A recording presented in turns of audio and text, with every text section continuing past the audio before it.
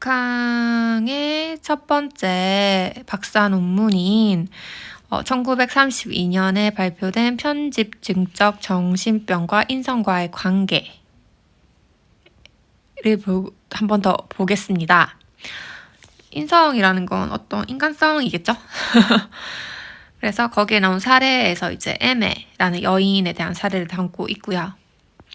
에메는 에메는 일반인이에요. 유명한 파리 여배우 위게트 디플로스를 찔러 죽이려고 했어요. 엄청나죠? 엄청나죠?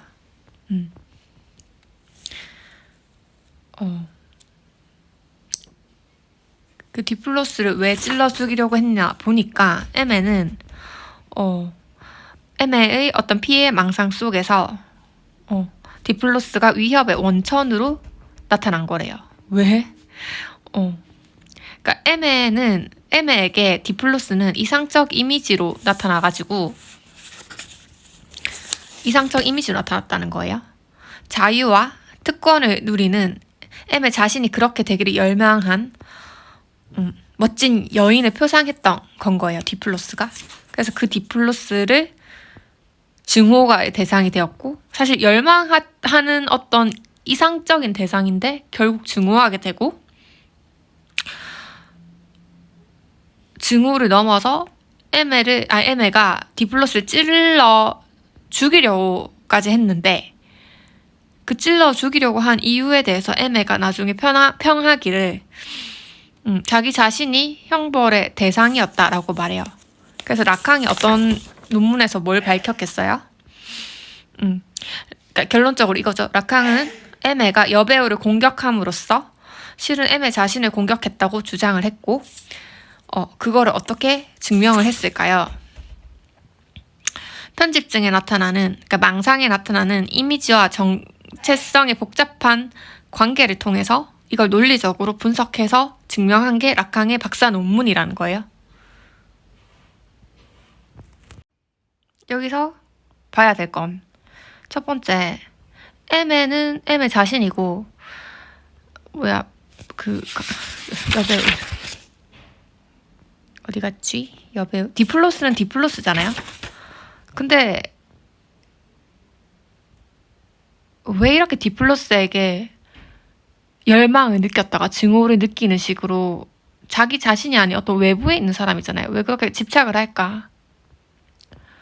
그것도 짚고 넘어가야 되고, 또 자기가 디플로스를 찔러 죽이는 게 목표가 아니었잖아요. 최종적으로 평하기를.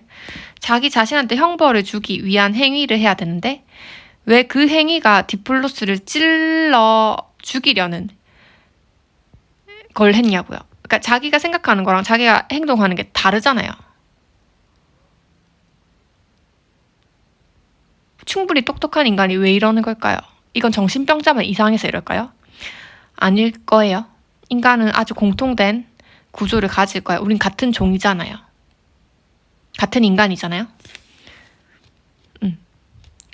하지만 지금 심지어 얘는 그걸 설명하지 못하지만 무의식적으로 뭔가를 알고 있겠죠. 그래서 저희가 무의식을 굉장히 중요시하잖아요. 그러니까 의식적으로는 지금 모르지만 무의식에 뭔가 답이 있겠죠. 그러면 다시 락항이 관심을 가졌었던 이 얘기로 가봅시다. 그러니까 락항이 이제 정신의학을 수련할 때 박사 논문을 저렇게 완성하기 전에 되게 흥미를 가졌던 부분이잖아요.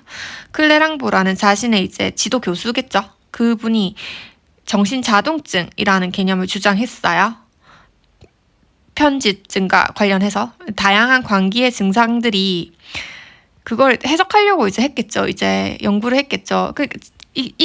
이런 광기의 행동을 하는 정신병자들은 자기 자신을 설명하지 못하지만 그 행위를 하고 있는데 그걸 이런 연구자들이 관찰을 한 거죠. 관찰을 해서 보니까 이 광기의 증상들의 어떤 원인으로서 외부에서 부과된 어떤 것이 있더라. 외부에서 오더라라고 했거든요.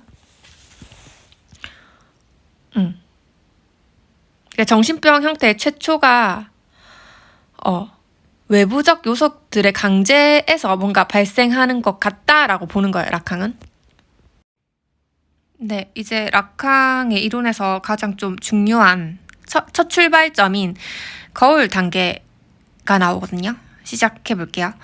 이런 락항의 사례 분석은, 그러니까 이렇게 정신병자들의 어떤 편집증적인 이상한 생각 구조들을 보니까 그걸 이해함으로써 인간의 정신이 어떻게 작동하는지를 보려고 했던 거죠.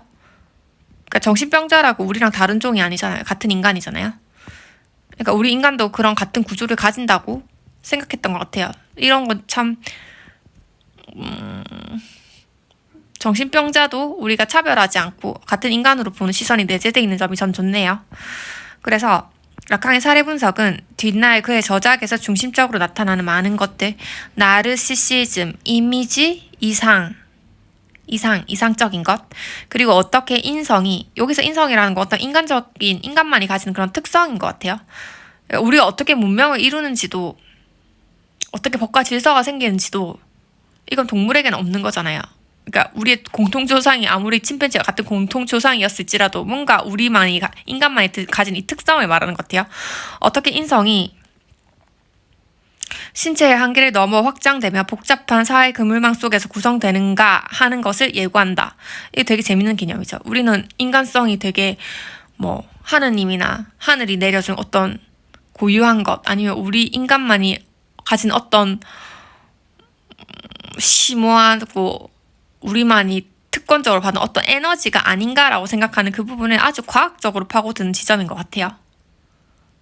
대단한 시도라고 생각합니다.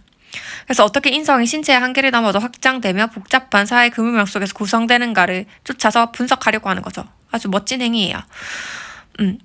그 여배우 아까 전에 그 이름 뭐더라?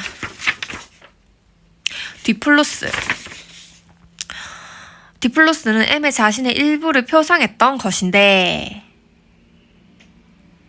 이거 아주 이렇게 생각했다는 거죠. 도대체 M가 왜 디플로스에게 집착을 했냐. 자, 디플로스는 M의 자신의 일부를 표상했던 것 같대요. 외부에 있는 건데 이런 식으로 관계를 맺는 거예요. M가 자신의 일부를 표상했던 것 같대요. 디플로스가. 이는 인간 존재의 정체성이, 인성이겠죠, 이게? 신체의 생물학적 경계 바깥에 있는 요소들을 어떻게 포함할 수 있는지를 알려준다라는 거예요. 그래서 어떤 의미에서 M의 정체성, M의 어떤 인성은 글자 그대로 그녀 외부에 있었고, 이런 M의 뿐만 아니라 다른 인간들도 이런 인성을 가질 거란 말이에요. 자신의 정체성이 글자 그대로 자신의 외부에 있다는 것이죠. 이런 식으로 어떤 인간만이 가지는 특징을 두리뭉실하게가 아니라 아주 정확하게 분석해서 들어가는 행위를 시작하는 것 같습니다. 그게 정신분석학이죠. 그래서 이 뒤에 락항의 행보는 어땠냐? 락항은 이 박사 논문을 완성함과 동시에 루돌프 레벤슈타인으로부터 교육 분석을 받기 시작했다. 38년까지 계속되었대. 2년을 받았네요. 어떤 교육 분석을 받았대요. 분석하는 방법에 대해서 배웠겠죠. 레벤슈타인은 프로이트의 제자였대요. 프로이트의 제자인 레벤슈타인은 프로이트의 제자인 한스 작스에게서 교육 분석을 받은 적이 있고, 이 사람에게 락항이 배웠다고 합니다. 작스는 그 프로이트의 제자였던 한스 작스는 미국으로 건너가서 자아심리학을 확립하는 업적을 쌓으면서 유명해진 인물이라고 하는데, 락항은 이 자아심리학을 엄청 비판했던 사람입니다. 그러니까 락항도 이런 식으로 자신의 이론을 이렇게 조물조물 만들어갔던 거죠. 처음부터 짠 확정적으로 알고 있는 그런 게 아니라 이렇게 계속 조금씩 수정해가면서 노력해왔던 거죠. 그리고 락항은 정신의학과 정신분석 문헌들만 파고들지 않았고 다방면의 독서를 했다. 당연하겠죠. 인간의 모든 것을 설명하고 싶었으니까. 락항은 아마도 그랬을 것 같아요. 그가 특히 관심을 가졌던 것은 야스퍼스, 헤겔, 하이데거의 철학 저술들이었다. 아무튼 그런 철학에도 굉장히 다방면의 관심을 표했다. 그 다음에 결혼도 하네요. 34년에 락항은 친구인 의사 실뱅 블로댕의 여동생 마리 루이즈 블룽댕과 결혼했대요. 세 아이를 두고 있다네요. 큰딸, 아들 티보, 둘째 딸, 이렇게 3명을 두고 있다고 합니다. 죄송해요. 아까 그 논문 완성이 32년이고요. 박사 논문 완성이 그러니까 출판한 게 32년이고 38년까지 이제 교육 분석을 들었다고 하네요. 그 왜 프로이트 카우치에 누워서 상담하는 그런 것들에 대한 걸 받았겠죠. 어떤 무의식을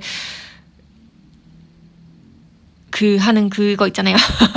그래서 그걸 6년이나 꽤 오래 공부를 하셨던 것 같습니다. 그리고 그러니까 논문은 32년에 이제 발표를 했고 36년에 이제 거울 단계에 관한 논문을 또 발표하게 돼요. 이게 라캉에게서 거울 단계 이론에 관한 논문이 굉장히 중요한데 이거를 36년 마리엔 바테에서 열린 국제 정신분석 협회 정신분석 이제 프로이트에 의해서 주창된 그런 학회죠. 그러니까 그렇게 시작된 그런 건데 거기서 첫 번째 발표를 하려고 하는데 이 거울 단계에 관한 논문이 좀 그러니까 정신분석학이긴 한데 좀 이게 굉장히 정말 좀 독창적이고 아주 좀 그 당시에 받아들이기 어려웠던 이론인 것 같아서 공식적으로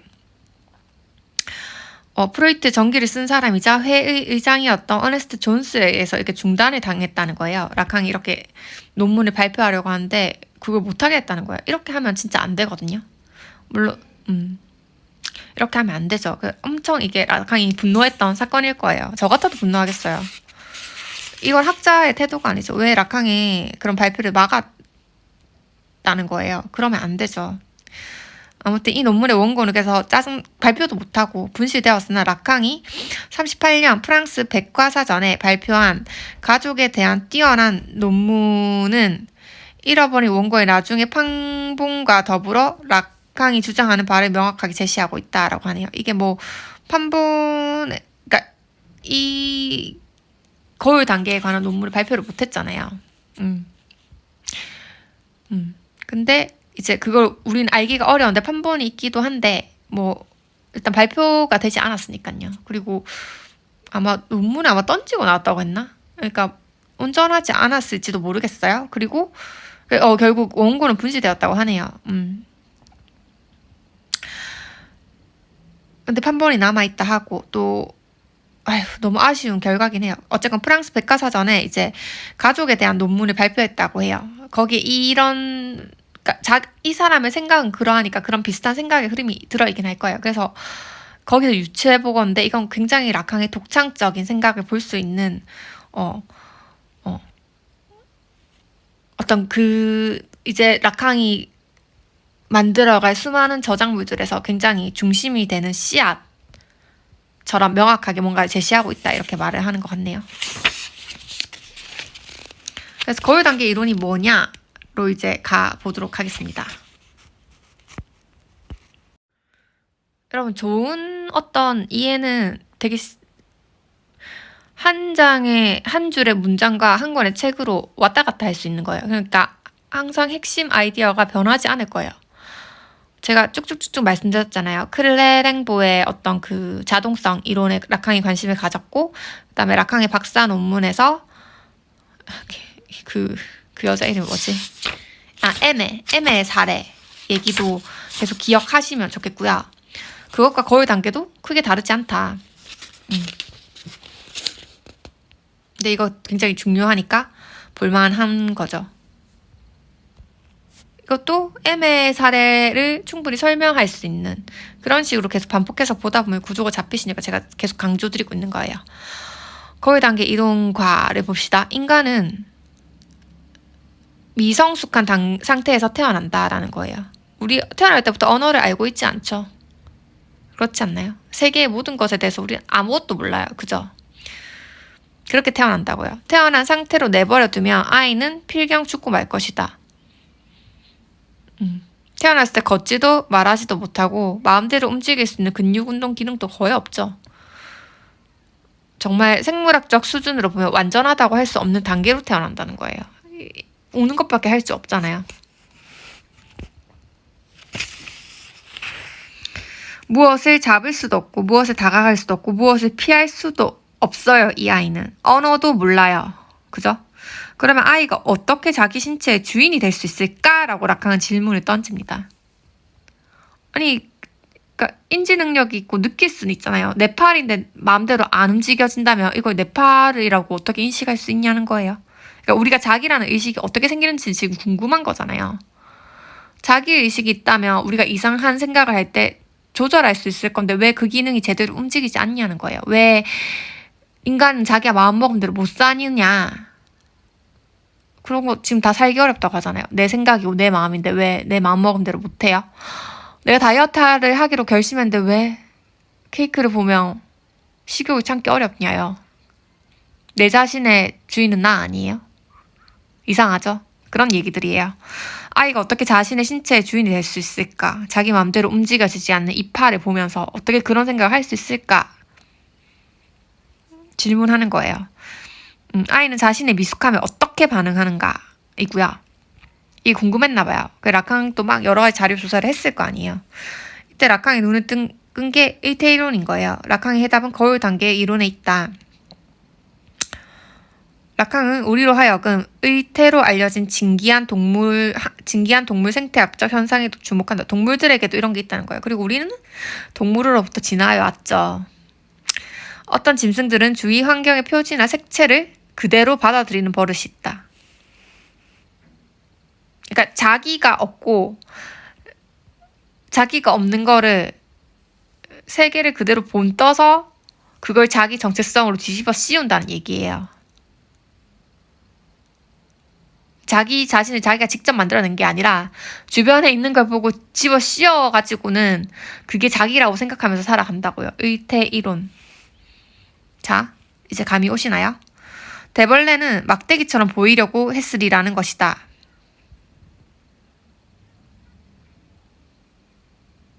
그러니까 대벌레가 대벌레처럼 보이려고 하는 게 아니라 자기가 본 옆에 나뭇가지를 보고 나뭇가지처럼 행동했다라는 거예요. 나뭇가지랑 대벌레는 다른데 말이죠. 이런 현상 되게 많잖아요. 그쵸? 이걸 주목했대요. 이 현상에 대한 다소 피상적인 설명은 이런 보호색이 다른 동물로부터 잡아먹히는 것을 막아준다는 것이지만 많은 연구 조사를 해보니까 동물이 보호색이나 위장 능력을 가졌든 가지지 못했든 잡아먹히는 비율은 비슷했던 거예요. 도대체 이거를 이런 이점이 있어서 하는 게 아니라는 거예요. 자, 진화생물학이 포식자로부터의 보호라는 관념으로 이 의태를, 그러니까 자기 자신을 창안하지 않고 자기가 눈에 보이는 그 세계를 그대로 따라하는 것을 설명할 수 없다면 어떤 설명이 가능할까요? 라고 라캉이 이렇게 묻습니다. 라캉 실제로 이렇게 생겼거든요. 만화적이긴 하지만. 거기에 대한 이제 증거가 나오네요. 1930년대 초 미국 정부는 용역을 통해 미 대륙 북부 거기 배를 갈라봤는데 집계 결과 위장 능력이 있는 곤충들이 그렇지 않은 곤충에 비해 더 적게 나오지는 않았다. 자, 다시 여기 무엇을 집을 수도 없고 무엇을 다가갈 수도 없고 무엇을 피할 수도 없는데 지 몸이 지 몸대로 움직이지 않는데 어떻게 아이가 자신의 신체의 주인으로 자신을 인식할 수 있냐는 거예요. 자기 정체성이 어떻게 만들어지냐. 에서 이제 의태 이론에 주목했었고요. 이제 갑니다. 로제 카유아는 가면, 유희, 인간이 동물계와 맺고 있는 관계에 몰두한 프랑스 사상가인데 그는 유기체가 자신의 환경에 포획되는 일종의 자연 법칙이 존재한다고 주장했다. 뭐 말로 하면 그 유기체가 자기 주변에 있는 거를 모방해서 지 것처럼 쓴다는 얘기겠죠. 사악하지 않나요? 사악하다 사악해. 유기체는 예를 들어 주위 공간의 색채를 자신의 것으로 취하게 된다. 이미지에 사로잡히다. 라캉은 자신의 거울 단계로 해서 이러한 논의를 아동심리학과 사회이론에서 얻어낸 관찰 결과들과 결합하면서 우리 아기 인간들도 이렇게 한다. 자기 정체성을 외부로부터 받는다라는 거예요. 무섭죠? 자기가 생각해내서 자기에 딱 맞는 옷이 아니라 이미 만들어져 있는 세계를 옷으로 본다면 그 옷에 자기를 끼워 맞춘다는 거죠. 얼마나 고통스럽나요? 절대 자기한테 맞는 옷이 될 수 없겠죠. 그러니까 누군가한테는 멋들어진 옷인데 그게 자기한테 꼭 맞을 리가 없잖아요. 나와 세계는 다르잖아요. 그런 비슷한 형식의 이미지에 의한 사로잡힘이 일어난다고 락항이 주장하면서 거울 단계 이론을 주장한 거예요.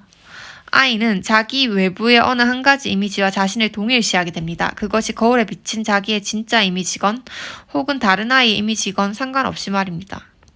자기가 눈에 보이는 거랑 자기를 구분하지 않고 그걸 갖다 쓴다는 거예요. 이 이미지가 갖는 외관상의 완전성은 나에게 신체에 대한 새로운 통제력을 줘요. 아주 날카로운 통찰인 것 같습니다.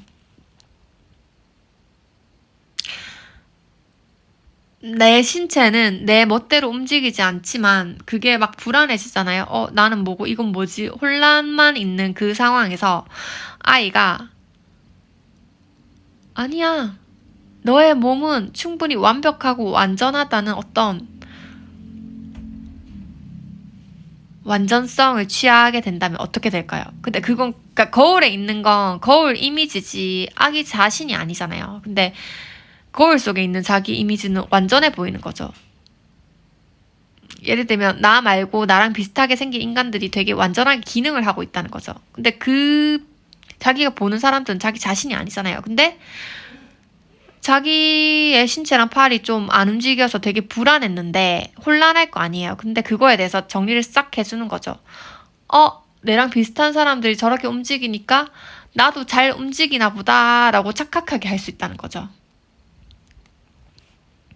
1938년 백과사전 논문에서 거울 단계로는 상대방에 대한 폭력적인 태도와 유혹적인 태도의 사이에서 오락가락하는 아이들의 이해할 수 없는 행동을 멋지게 설명해내고 있다. 이게 락항이 그걸 설명했다는 거예요.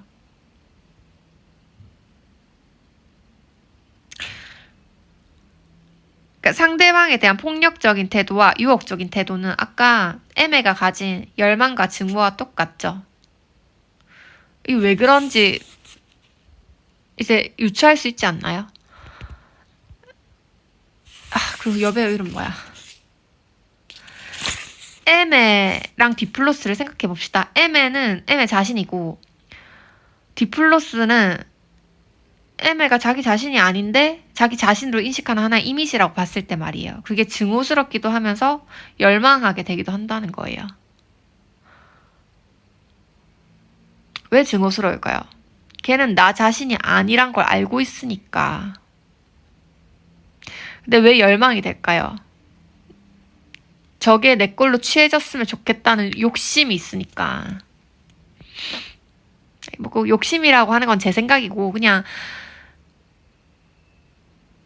너무 혼란스러운 가정에서 쉽게 착각을 하면 그럴 수도 있겠죠 싶은 거예요.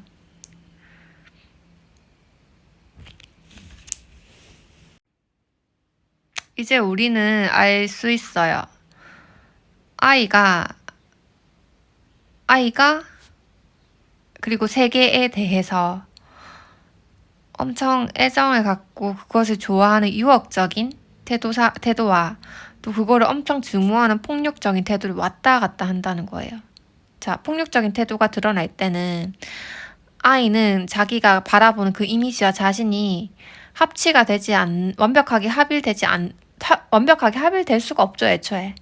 그래서 그 부분이 강하게 드러날 때 못 견디는 거예요. 아시겠죠? 이렇게 생각해 볼게요. 몸을 잘 못 움직이는 아이가 몸을 잘 쓰는 엄마의 동일시가 되어 있는데 자기는 엄마만큼 몸을 잘 움직인다고 믿고 있는데 몸이 안 움직여지는 순간이 오면 짜증이 나는 거예요. 그렇게 관계를 맺는다고요. 그리고 또 거기로부터 또 이런 마음이 나오겠죠. 엄마의 저 이미지와 엄마의 힘이 내 것이 되면 좋겠다. 그러니까 엄마를 유혹하는 거죠. 이해되세요?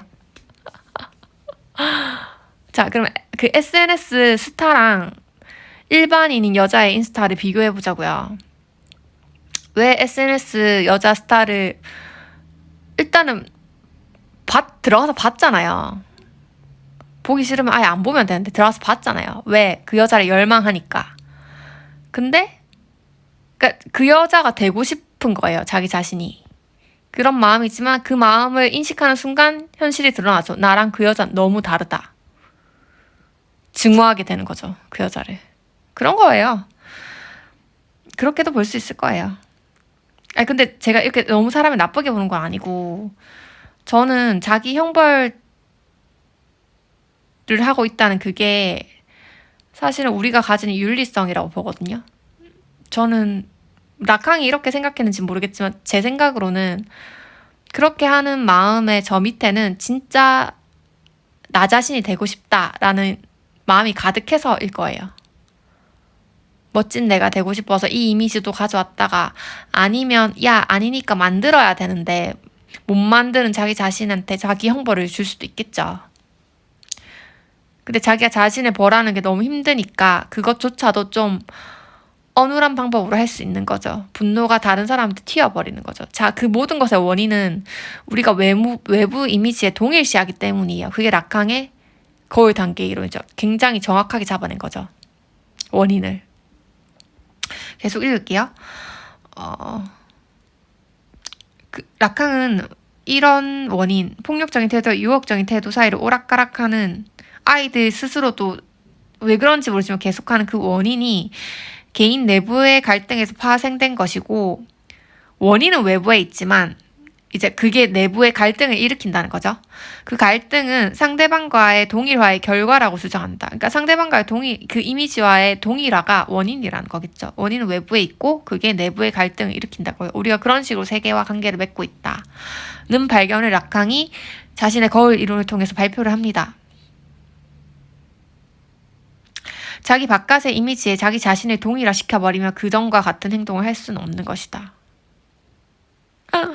이 너무 무섭지 않나요? 그러니까 대벌레만의 길을 가면 되는데 맨 처음에 너무 혼란스럽다가 착각을 하는 거죠. 그래도 자기 자신이 되고 싶으니까 나 그럼 나뭇가지 모양이라고 하자 이러면 사실 원래 행위는 자기 자신의 어떤 정체성을 찾기 위해서 고군분투를 했는데 딱 나뭇가지로 굳어지면 그 나뭇가지는 세상에 있는 것이라서 그거를 복제한 것밖에 안 되는데 나뭇가지처럼 흉내내는 것 외에는 다른 행동을 하지 않게 된다는 거예요.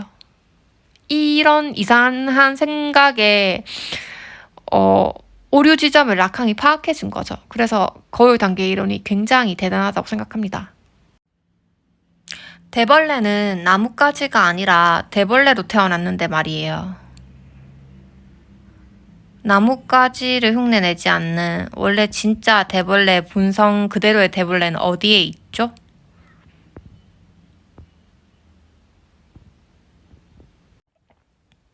자, 분명히 진짜 나는 있어요.